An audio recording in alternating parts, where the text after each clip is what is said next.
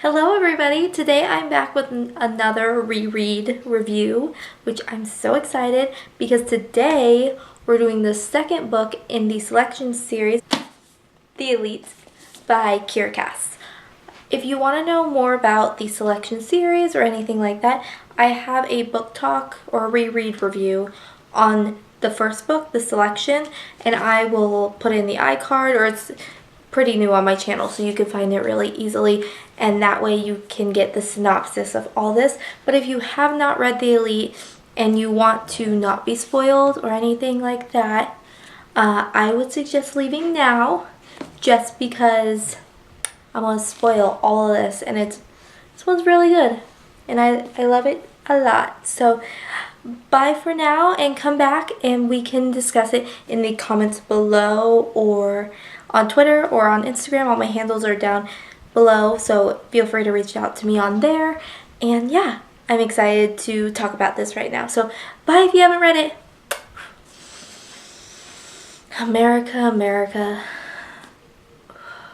She is very frustrating in this book.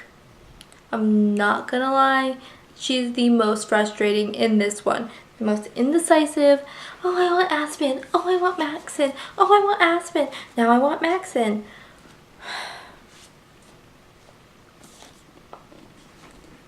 I wanted to kill her in this book, but I love her too much and I love Maxon, so I was like, it's okay. It's gonna be okay. So the coolest part about my copy of The ELITE is it is signed by Miss Kiera Cass to me, because I met her and she is the nicest person ever, and I love her so much and I want to meet her again. And yeah, so I have this one signed, and I also have my copy of the Air signed because it was on her Air book tour that I saw her when she came here to Phoenix. So it was, yeah. We open up The ELITE with Maxon and America out in the gardens, and they're talking, and Maxon says, oh, you'd like me more if I was normal. And she goes, oh, without the guards, you're far from normal, your majesty. And then he says something, and she goes, I know, I just need time. I can't handle this. I just need time. Like, please, I need time. America is the queen of I need time in this book. You don't have that much time. You're in a selection. If you would just say that you love him, or you could love him, or anything like that, the selection would have been over and you would have been queen. But no. You then have to go screw it up and almost get kicked out at the end of the selection. Or The ELITE. I can't with America's decision sometimes. And then like 2 pages down the line that I'm reading, she has Aspen, and Aspen's like, oh my gosh, Mayor, how am I gonna stand a chance, and how am I gonna do this, and blah, blah, blah. And I'm like, you're not Aspen, get out of here, no one likes you except maybe the maids, but like, leave, be gone, like, go, you're not wanted, and you're feeding America these lies. And that's what made me so mad about Aspen. He sits here and he's like, Maxon's an actor, Maxon's this, Maxon's a liar, Maxon, whatever he says doesn't, like, he doesn't really love you, but and America's like, oh my gosh, you're so true, Aspen. Like, I should have just listened to you in the first place, but like, I listened to you and I'm in the selection because that's what you wanted. But you're so true that Maxon, he just doesn't care about anything. No, like, stand up for Maxon. Say, no, he's actually a genuine person. He does this and this and this, and like, I actually like him because he's genuine and he's not a douchebag like you, Aspen. I thought it was really sweet that Maxon wanted to have Halloween again, which was really fun. I liked the Halloween ball and everything. America doesn't know how to keep a secret, apparently, at the moment. I mean, she does down the line and later in the book, but she doesn't know how to keep a secret. He shows her George Eliot's diaries, and then during the Halloween ball, she runs off and tells her father about it. like, you can't tell anybody about this because it's super secret diaries that, like, the nation wants and the rebels want. These are super secret diaries. You can't tell anybody.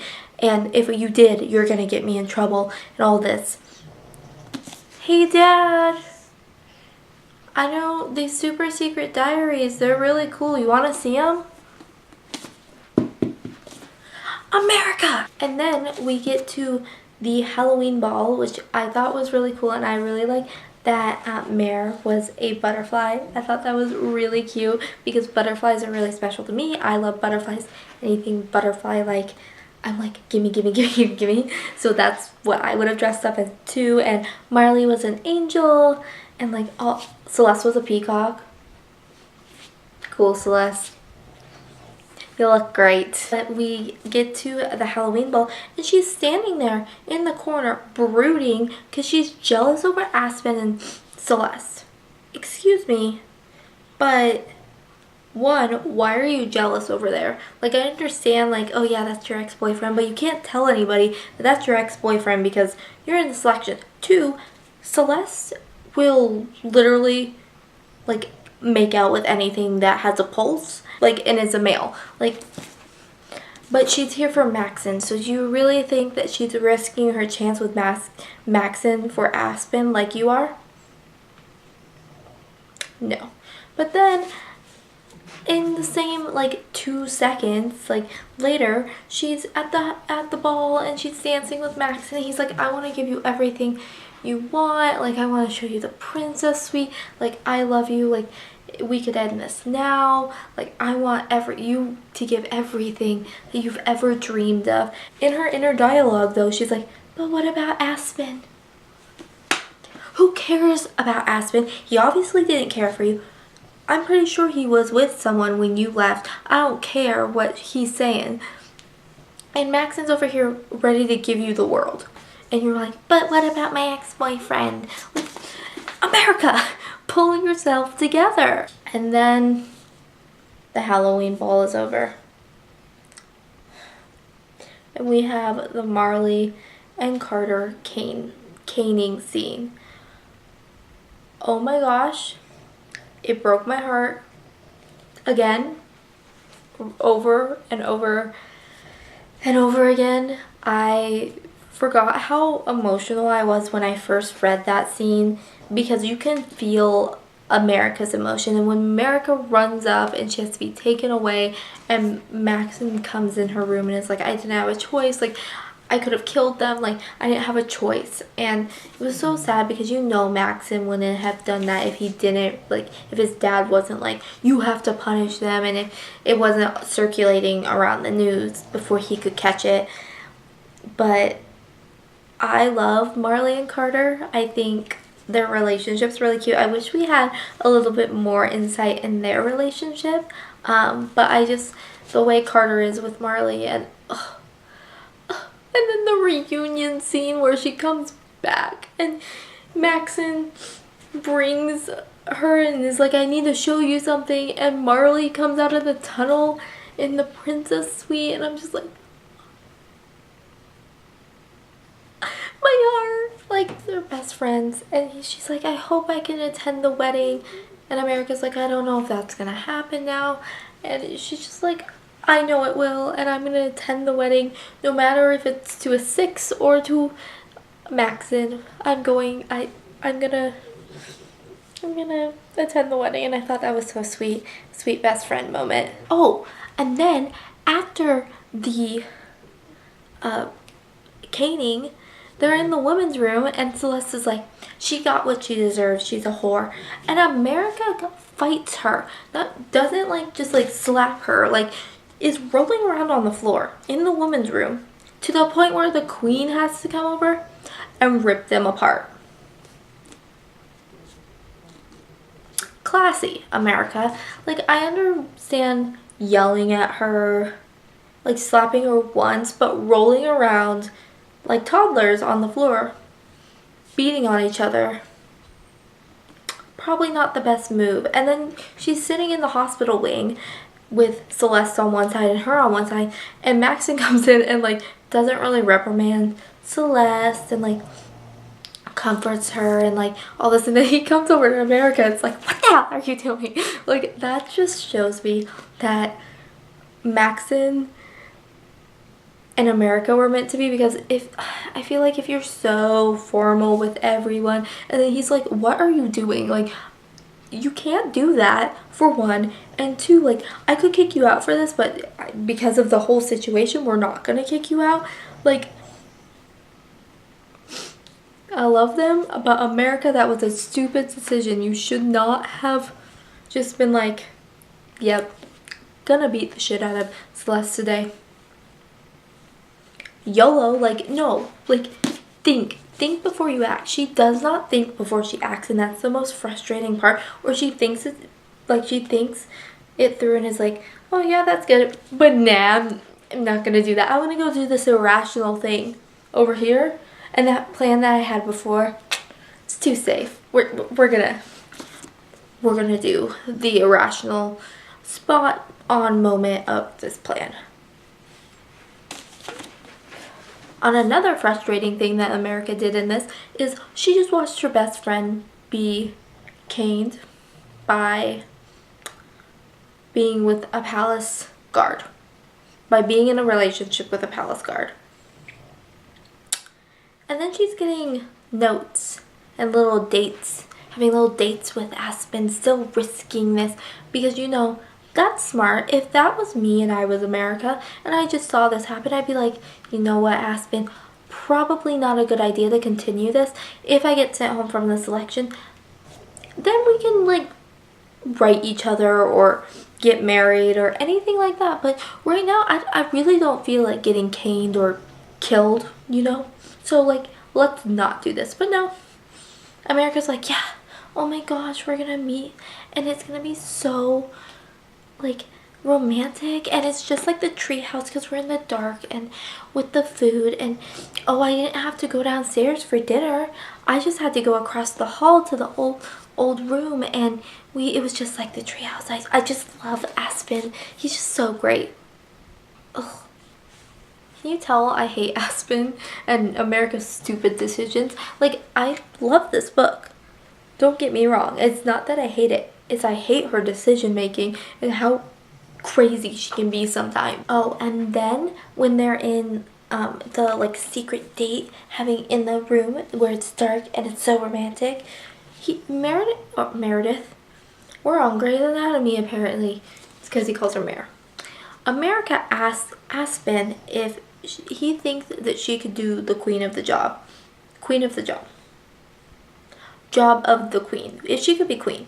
She pretty much asked, and he's like, nope, like, I really don't think you can do that, and I don't think that you would be strong enough, and this, and this, and I don't think you would make a good queen. And I was like,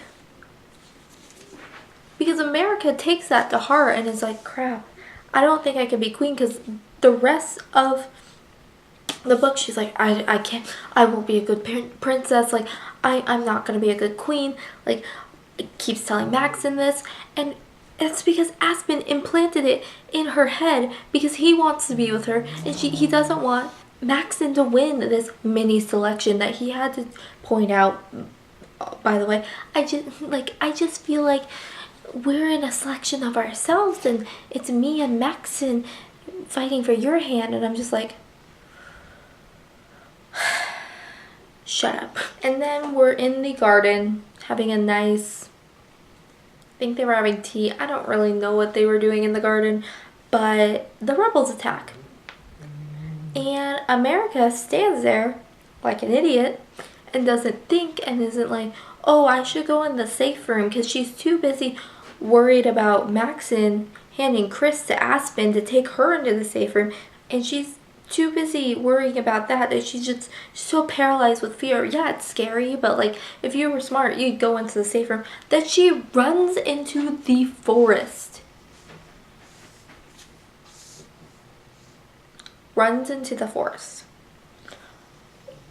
Excuse me?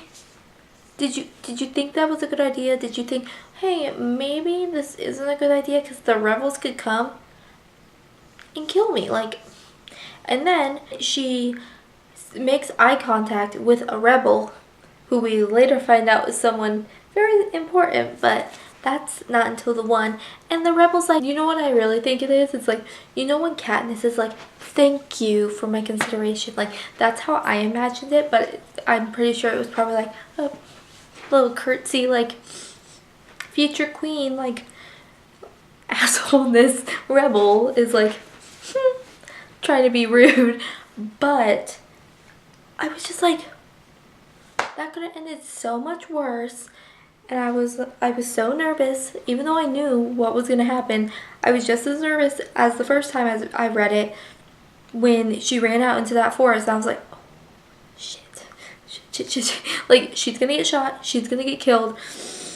Stupid. And we meet one of my favorite characters in all of this selection, Nicoletta from Italy, and I love her. I love all the Italians because I think they're really, really funny and just like, ooh, like, and I think it's Nicoletta's cousins are like, have you kissed Maxim yet? Like, gossiping with America, and I think it's super fun, and they're like all bubbly and drunk and just like saying whatever they want, and I think I love that. But I thought it was really nice that Nicoletta was like, I give you Italy's support. If you win, this will be a really good alliance. And I was just like, oh, my heart, like, people like you, America. Don't worry, you're not worst on the list. She thinks she's like on the bottom of the list from one magazine. I'm like, one, that's the magazines and the tabloids, but two, like, you have a diplomat. I don't know if she was queen. I think she was just princess right now. But a princess's approval from Italy, which they don't have good alliances with Italy. Like, that's a good thing. And I love Nicola's like sass, and like, I just love her. Love her. America catches Maxim and Celeste making out. Were you surprised? Like, are you surprised that he's kissing other girls or making out with other girls? Like, I understand you could be upset, but you don't scream at Maxim for making out with Celeste. I'm sorry, but he's in the selection. Like, you're being indecisive, you're being crazy, and like saying all this stuff, and he's over here like making out with Celeste. Sorry, that's probably all she's good for. In this book, at least. That was really mean. But, I mean, she's not going to carry out a conversation. You know Celeste's, like, ways. Why are you so angry? And why are you screaming at him? She gets so angry at Maxim that she's like, let's sabotage myself and go on the report and say, my philanthropist,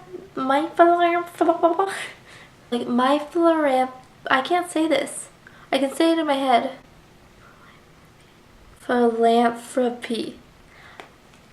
Apparently, I can't say that word. She goes on the report and it's like, my project that I created is I think we should abolish all of the castes. But I don't know how I want to do it, so yeah, let's just get rid of the castes. It's fine. It's fine. No one's gonna start a rebellion over that.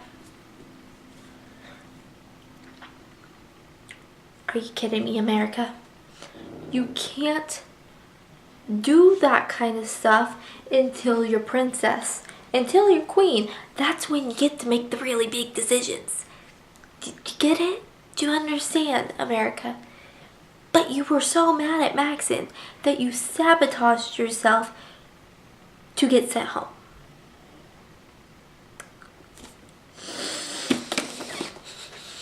Ugh. And then the king butts in and turns off all the cameras and finds out about the diaries,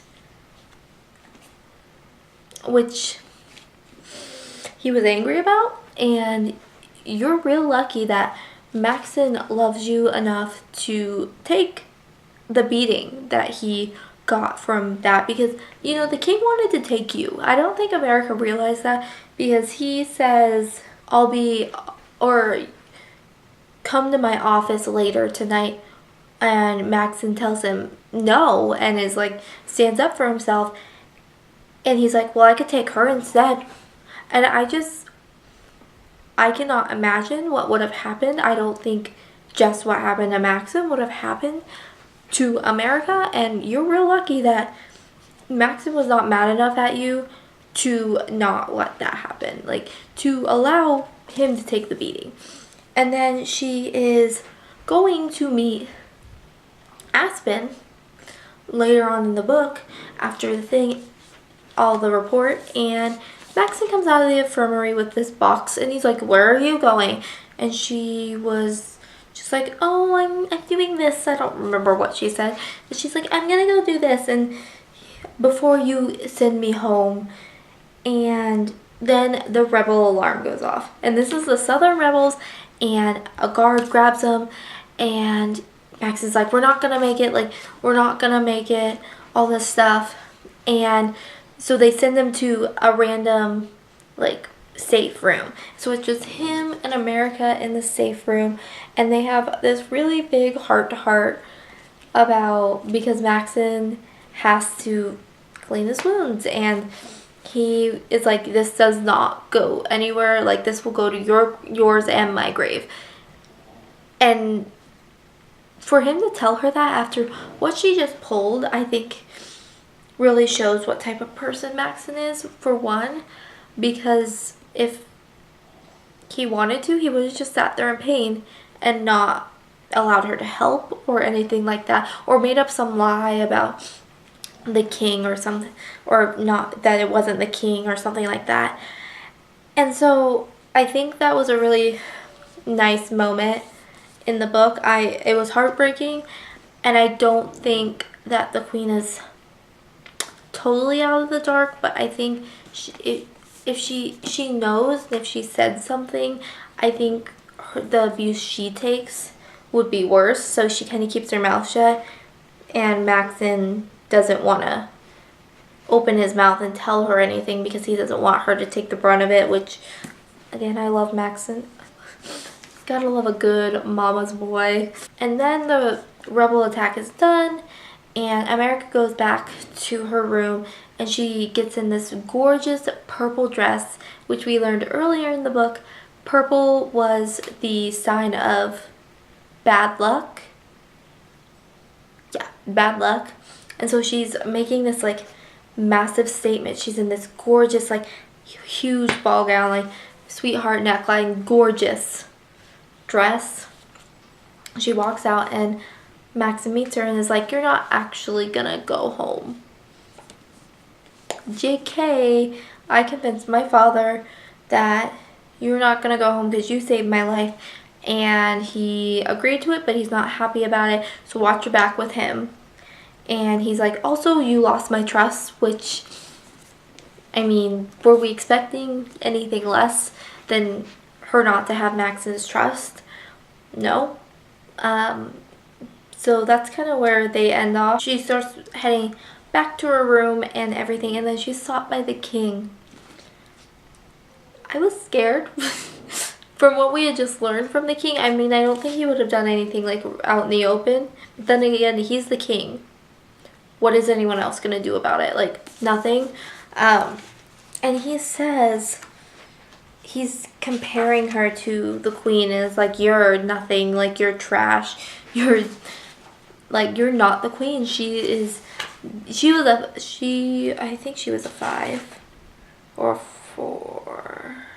I don't remember what the queen was, but he's like, she was one of the rare ones. She was built to be a queen, and you're just 5 trash, pretty much. And he's like, if you step one toe out of line, like, you're done. And I was scared, and the king scares me, and yeah. But so then we ended off in the book with the king threatening her having that nice little moment with her maids where she was like, I'm back, bitches.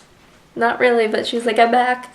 And she was back. So then we go into the one, which I'm reading now, and it's better than this one. I think my favorite one is still the selection, and then it goes the one, and then the elite, because America's just so frustrating in this one. So this, on my scale, I still give it a 4 out of 5 because of the writing, and I still enjoyed the story and everything. Just, America, you were killing me. If you want to discuss more in the comments, leave those down below, because I love talking about the books and everything with y'all. So just leave any questions or comments in down there. And then if you want to talk to me on a more personal level, you can always DM me on Twitter or my Tumblr or my Instagram. You can always DM me on any of those, and that would be really fun to message back and forth. So I hope you all enjoyed this book talk.